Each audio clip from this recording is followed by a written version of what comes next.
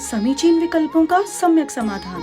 सुनिए परम पूज्य श्रमण श्री सुप्रभ सागर जी महाराज के मुखारबिंद से YouTube चैनल सुप्रभ उवाच पर शुभाशीष परम पूज्य श्रमणाचार्य 108 श्री विशुद्ध सागर जी महाराज। सानिध्य श्रमण सुप्रभ सागर जी महाराज, श्रमण प्रणत सागर जी महाराज। पुणे आर्जक श्री रविंद्र जयश्री, कुमारी परिणा गहाणकर अमरावती, 100 मोक्षता राजस डोन गावकर औरंगाबाद। ओम नमः सिद्धेभ्य। नमो नमः सत्हितंकराय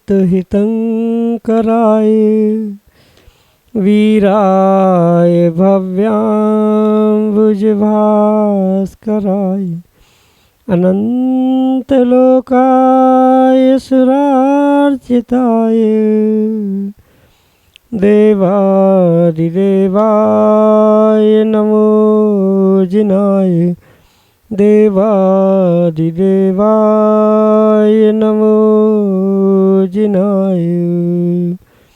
पंच परमेष्टि भगवान की परम पूज्य आचार्य भगवंत गुरुवर विशुद्ध सागर जी मुनि महाराज की, परम पूज्य मुनि श्री सुप्रभ सागर जी महाराज जी की,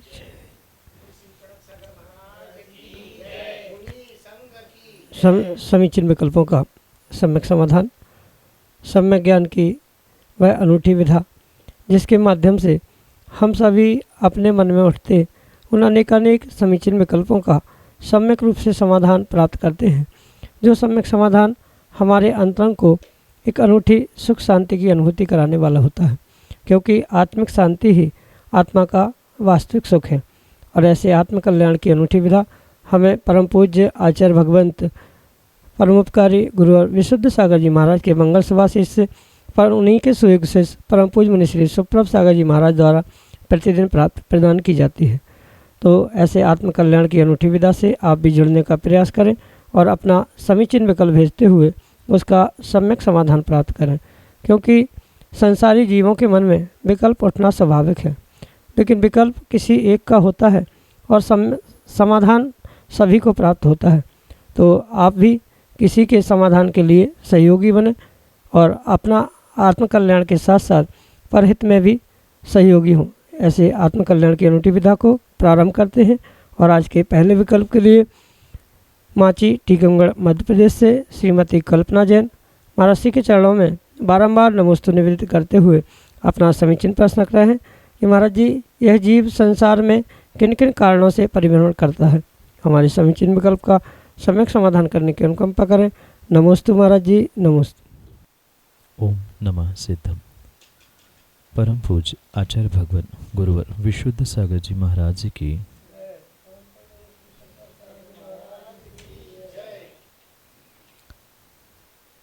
संसार में जीव अनेक कारणों से परिभ्रमण करता है।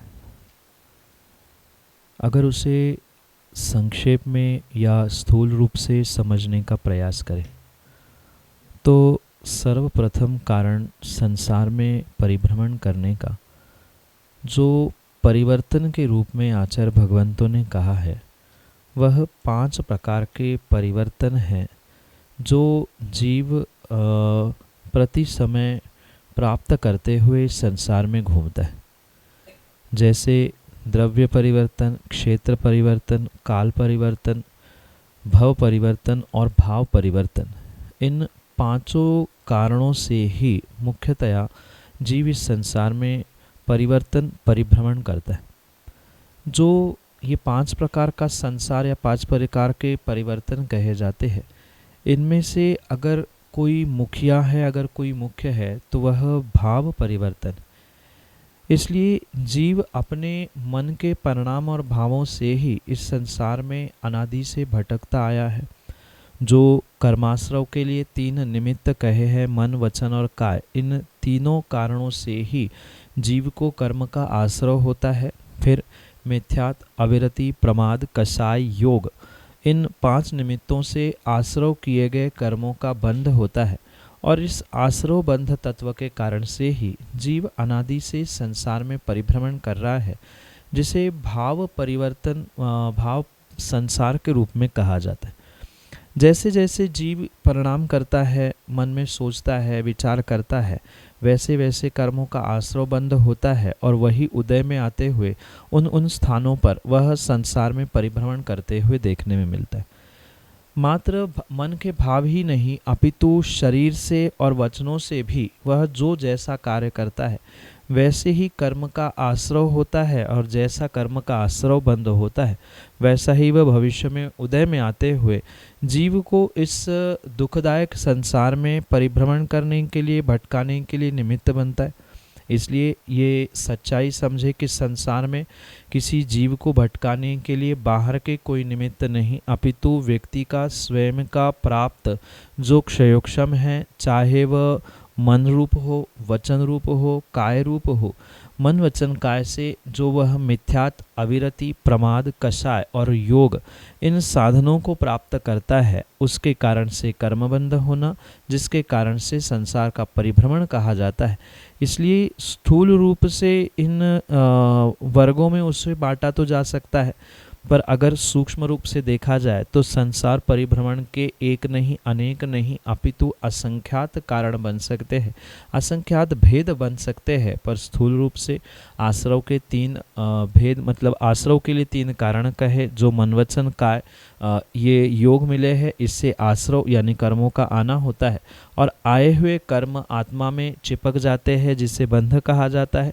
उसके लिए मिथ्यात, अविरति, प्रमाद, कषाय और आश्रव का साधन योग, ये मिलकर कर्म के साथ आत्मा का, जीव का बंध होते ही वह संसार में परिभ्रमण करने के लिए निमित्त बनता है, जिसे 5 और प्रकारों से आचार्य भगवंतों ने कहा है कि द्रव्य परिवर्तन, भव परिवर्तन, भाव परिवर्तन आदि आदि इन परिवर्तनों से ही जीव इस संसार में परिभ्रमण करता है।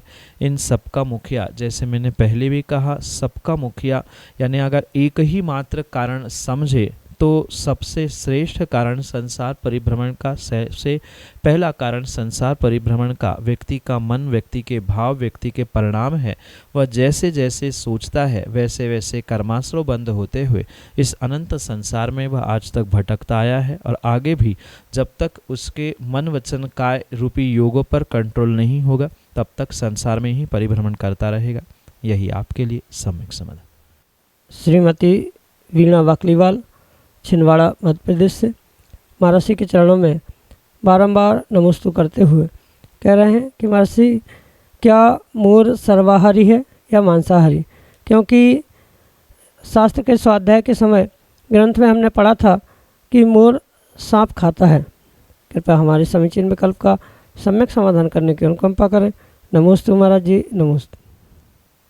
मोर जो तिर्यंच प्राणी है, तिर्यंच गति के उन जीवों में उनकी गणना होती है जो कि पक्षी के रूप में स्वीकार किए जाते हैं।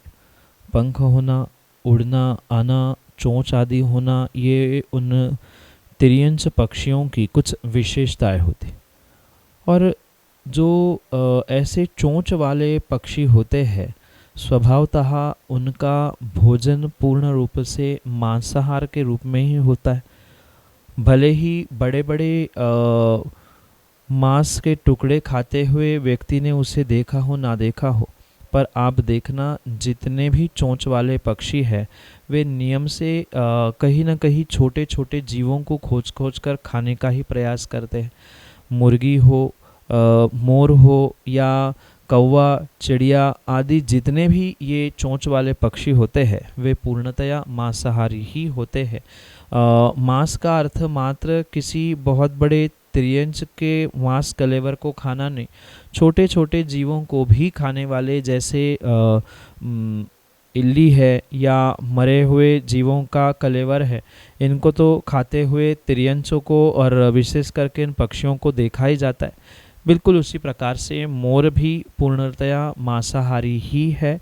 और इसके विषय में मतलब सर्प मोर को देखकर डरता है, उसकी आवाज़ से डरता है आदि अनेक दृष्टांत आगम ग्रंथों में लिखे हुए हैं। जैसे कल्याण मंदिर स्तोत्र में भी कहा है, मोर की आवाज़ सुनते ही जो सर्प है वह उसका बंधन ढीला हो जाता है, डर जाता है।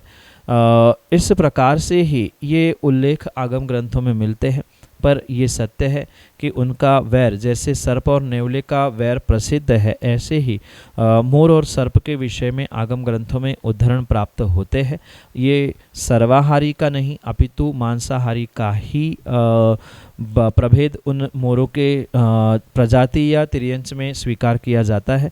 इसलिए ये सत्य समझे कि मोर मांसाहारी है, वह सर्प क्या जो भी जीव जंतु उन्हें प्राप्त होते हैं उन्हें ही खाने का प्रयास करते हैं और बच्चों को भी वही इल्ली आदि खिलाते हुए उनका जीवन परिपोषण करने का पुरुषार्थ करते हैं। यही आपके लिए सम्यक समाधान। अमरावती महाराष्ट्र से सुदर्शन गुलालकरी अगले समीचीन में कल्प करिए। दोन्ही मुनी राजाच्या चरणी नमोस्तु नमोस्तु नमोस्तु। महाराज जी, एक विकल्प होता की आपण जे रिंगटोन ठेवतो, आपण गायलेलं मै ज्ञानानंद स्वभाविहू हे भजन जर रिंगटोन ठेवलं तर काय दोष लागतो आणि काय कर्माचा बंध होतो, यासाठी समाधान करावे। नमोस्तु नमोस्तु नमोस्तु। महाराज जी, किसी भी भजन स्तोत्र पाठ आदि की रिंगटोन रखना, इसमें यूँ देखा जाए तो कोई दोष नहीं है, क्योंकि वहाँ उद्देश्य उस भजन को पुनः पुनः सुनने का है, ना कि किसी प्रकार से उस भजन का या उस स्तोत्र पाठ आदि का दुरुपयोग करने का है। बहुत सारे जीवों का ये सोचना है कि रिंगटोन है या कहीं बज रहा है तो बीच में उसे बंद कर लिया, या आप कहीं भी उसे बजते हुए सुन रहे हो तो वहाँ दोष हो सकता है। ये तो बहुत स्थूल बात हुई, पर जो कर्मबंध या दोष होने के लिए पहली बात तो ये समझनी होगी कि व्यक्ति का उद्देश्य क्या है और अभिप्राय क्या है। आपका अभिप्राय वहाँ किसी प्रकार से भजन या स्तोत्र पाठ आदि की अभिनय करने का नहीं है, क्योंकि बहुत सारों के तो मोबाइल में नमोकार मंत्र रूपी भी रिंगटोन है, अन्य भी बहुत सारे भक्तामर जैसे स्तोत्र आदि की भी रिंगटोन है।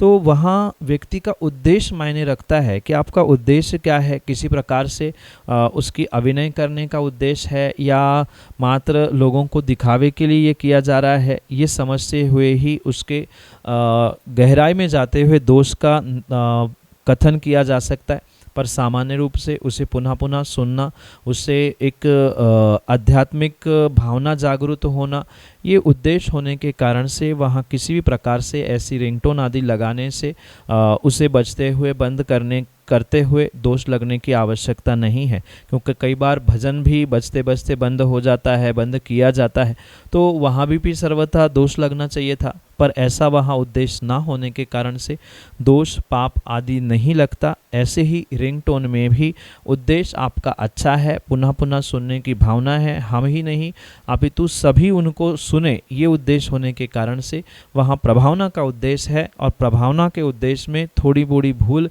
स्वीकार की जाती है। अभिप्राय अच्छा होने के कारण से थोड़ी सी गलती भी पुण्य रूप संक्रमित होते हुए कर्माश्रव करती है, पुण्य का ही आश्रव करती है।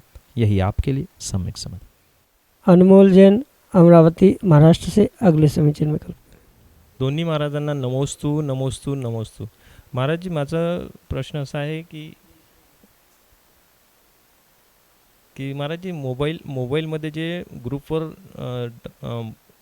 पोस्ट येतात, या ग्रुपवरून त्या ग्रुपच्या या त्या ग्रुपवरून या ग्रुपच्या, तर ते आपण ते पाहून किंवा न पाहूनही आपण डिलीट करतो, तर त्याचा काय दोष लागतो, ते समाधान करावं। जैसे कि मैंने अभी बताया कि व्यक्ति के मात्र क्रियाओं से कार्यों से कर्माश्रव हो ज़रूरी नहीं है। उन क्रियाओं के साथ साथ आपका अभिप्राय क्या है, उद्देश्य क्या है, किन कारणों को लेकर आप कार्य कर रहे हैं, वह व्यक्ति के लिए कर्माश्रव के लिए बहुत बड़ा मायने रखने वाला निमित्त हो सकता है। जैसे मोबाइल में बहुत सारे गुरु भगवान आदि आदि की फ़ोटो के साथ आने वाली पोस्ट है, तो वहाँ ये उद्देश्य आपका है कि हम उनसे हट जाए, या किसी द्वेषवश, किसी तीसरी जगह रागवश अगर ये कार्य किया जा रहा है तो स्वाभाविक सी बात है वहाँ कर्माश्रव विशेष रूप से पाप का होगा। दूसरी बात, बिना उद्देश्य के भी आपने फ़ोटो आदि डिलीट की है या कुछ ऐसा कार्य किया है जो हमें लग रहा है कि करना उचित नहीं है मोबाइल की मेमोरी सिम आदि आदि को लेकर, तो वहाँ भी ध्यान रखें कि वहाँ भले ही उद्देश्य अभिप्राय हमारा सही है, पर गलत किया है तो उसका तो आश्रय अवश्य ही होगा। जैसे अभी अभी भी मैंने कहा कि उद्देश्य अच्छा होने के कारण से वह जो विपरीत कार्य है वह पुण्य रूप संक्रमित हो सकता है। ऐसे ही यहाँ उद्देश्य अच्छा होने से वह पूर्ण रूप संक्रमित होने की संभावना तो है, पर जो पाप लगा है उसे पाप रूप स्वीकार भी करना होगा, तभी इन क्रियाओं से व्यक्ति बच सकता है। अन्यथा आज डाउनलोड कर लिया, पुनः डिलीट किया, पुनः लिया, पुनः ये किया, ये जो क्रियान्वित किया जा रहा है ये वास्तविकता में उचित नहीं है। ये सोच समझकर ही इसके विषय में विवेक पूर्वक ही पुरुषार्थ करे। अन्यथा बार बार गलती करने से, मतलब भले ही छोटा सा ही दोष उसमें है, अभिप्राय अच्छा होने से पुण्य भी मिलने की संभावना है, पर अगर पुनः पुनः थोड़े थोड़े दोष व्यक्ति करता रहेगा तो जैसे एक एक बूंद से सागर बनता है, ऐसे ही थोड़े थोड़े गलतियों से ही बहुत बड़ी गलती भी होने की संभावना है। इसलिए ऐसे ग्रुप से हम जुड़े ही ना, या ऐसे फ़ोटो फिर डाउनलोड करें ही ना जिसके लिए हमें लग रहा है कि किसी प्रकार से वह हमारी मेमोरी फुल हो रही है या उस ग्रुप से हमें जुड़ना नहीं है। हम पहले ही विवेकपूर्वक निर्णय करें तो बड़े दोषों से और छोटे दोषों से बच सकते हैं। यही आपके लिए सम्यक समझ। सोनाली जैन, अमरावती, महाराष्ट्र से अगले समीचीन विकल्प के साथ। दोन्ही मुनी महाराजांच्या चरणी नमोस्तु नमोस्तु। महाराजजी, आपल्या सानिध्यात असताना धर्माविषयी खूप रुची वाटते व मुनी नसताना सर्व विसर पडतो, त्यासाठी काय करावे याचे सम्यक समाधान करावे।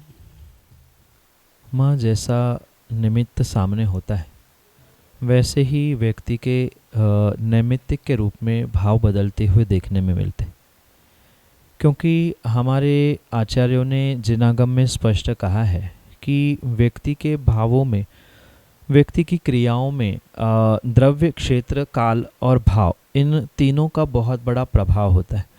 मंदिर में पहुंचते ही जो मंदिर में जिनेंद्र भगवान रूपी द्रव्य हमें प्राप्त होता है, वहाँ पहुंचते ही कुछ भाव अलग होते हैं। गुरु के समीप पहुंचते हुए भी भाव बहुत अच्छे होते हैं।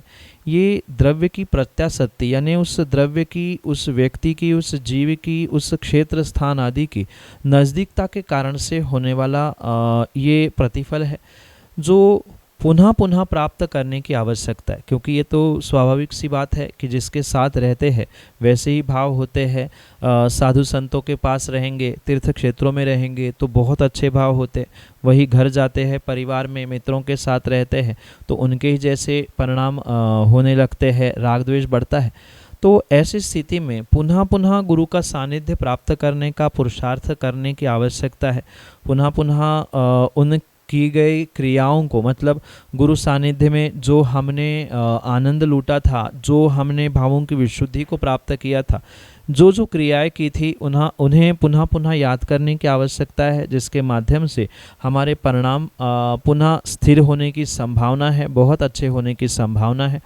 बहुत अच्छी बात तो यही है कि जितना हो सके उतना बार बार गुरु और साधु संघों का समागम प्राप्त करने का प्रयास करें।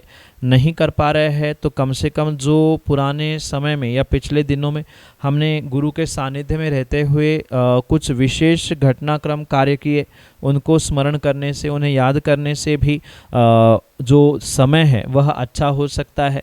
जो मन में विकल्प आते हुए इधर उधर भागने की जो समस्या आज देखने के लिए मिल रही है, उसमें भी व्यक्ति पुनः पुनः इन बातों को याद करते हुए दृढ़ हो सकता है, पक्का हो सकता है।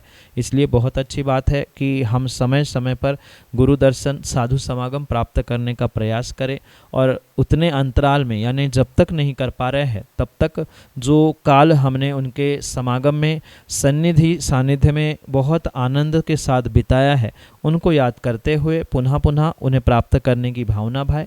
यही आपके लिए सम्यक समय। समीचीन विकल्पों का सम्यक समाधान सुनिए परम पूज्य श्रमण श्री सुप्रभ सागर जी महाराज के मुखारबिंद से। YouTube चैनल सुप्रभ उवाच पर शुभाशीष परम पूज्य श्रमणाचार्य 108 श्री विशुद्ध सागर जी महाराज। सानिध्य श्रमण सुप्रभ सागर जी महाराज, श्रमण प्रणत सागर जी महाराज। पुणे आर्जक श्री रविंद्र जयश्री, कुमारी परिणा गहाणकर अमरावती, 100 मोक्षता राजस डोण गावकर औरंगाबाद।